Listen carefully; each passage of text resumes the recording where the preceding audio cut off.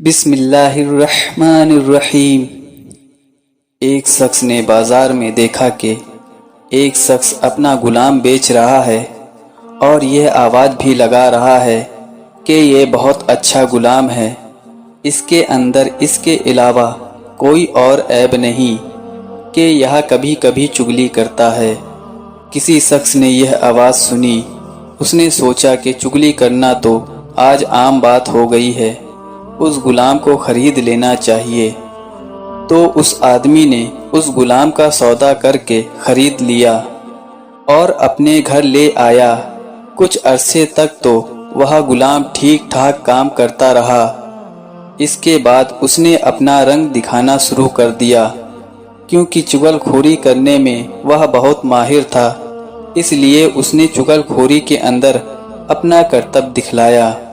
اور سب سے پہلے وہ اپنی مالکہ کے پاس گیا اور اس سے جا کر کہا کہ آپ کے شوہر جو میرے آقا ہیں وہ کوئی اور عورت سے تعلق رکھتے ہیں اور اس کے پاس آتے جاتے ہیں، بہت جلد وہ آپ کو چھوڑ کر اس سے شادی کر لیں گے، اور میں آپ کی بھلائی کے لیے ہی بتا رہا ہوں، یہ بات کسی اور کو مت بتانا۔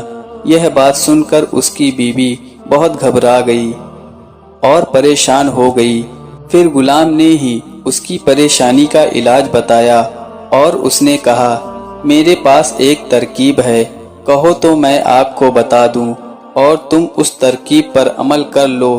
تو مالکہ نے کہا، ٹھیک ہے بتاؤ۔ تو اس غلام نے کہا کہ جب آپ کا شوہر سو جائے تو اس کی داڑھی کے ایک دو بال کاٹ کر اپنے پاس رکھ لینا، پھر دیکھنا کیا ہوتا ہے، پھر وہ ہمیشہ تمہارے ہو کر رہیں گے، کبھی بھی دوسری عورت کی طرف نظر نہیں اٹھائیں گے۔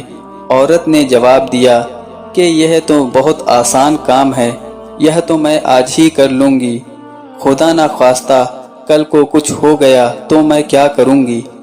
اب وہ غلام آقا کے پاس جاتا ہے اور اس سے کہا، آپ کی بیوی کے دوسرے مردوں کے ساتھ ناجائز تعلقات ہیں اور بہت جلد وہ آپ کو چھوڑنے والی ہے۔ اس نے یہ فیصلہ کر لیا ہے کہ وہ آپ کو آج رات استورے سے ذبح کرنے والی ہے۔ اگر آپ کو میری بات پر یقین نہیں ہے تو آپ جھوٹ موٹ سو کر دیکھنا، اگر آپ کا گلا کٹ نہ جائے تو مجھے بتانا۔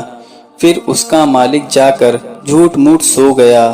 ادھر بیوی انتظار میں تھی کہ کب ان کی آنکھ لگے تو میں اپنا کام کروں۔ اب ڈر کے مارے آدمی کو نیند کہاں آئے، بس جھوٹ موٹ کا خراٹے لینے لگا۔ اب تو اس کی بیوی کو یقین ہو گیا کہ ان کو نیند آ گئی ہے۔ پھر اس کی بیوی استرا لے کر پہنچی تھی اور تبھی ہلکا سا استرا گلے پر رکھا ہی تھا کہ اس آدمی نے فوراً اپنی آنکھیں کھول دی اور بیوی کو پکڑ کر کہا، اچھا تو تم مجھے مارنے جا رہی تھی۔ اس کو غصہ تو پہلے سے ہی آ رہا تھا، تبھی اس نے اپنی بیوی سے استرا چھین کر اپنی بیوی کا ہی گلا کاٹ دیا۔